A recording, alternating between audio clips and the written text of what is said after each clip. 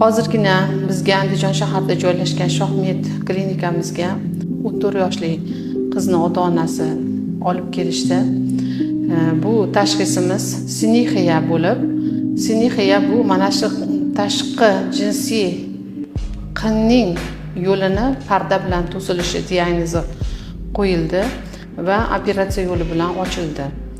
2 marotaba menstruatsiya ko'rgan va menstruatsiyalar qoni gematoma bo'lib to'plangan va siyishida xalaqit berib shu murojaat bilan keldi. Biz ko'rganimizda shu parda bo'lib, pardani ochib, bu gematomalarni bo'shatdik va menstruatsiya yo'lini ochdik.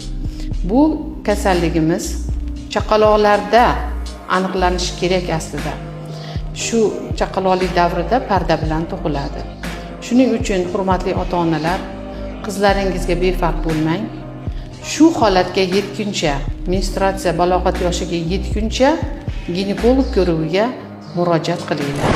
Sizlarda ham shunday muammolar kuzatilayotgan bo'lsa, bizning klinikamizga murojaat qiling.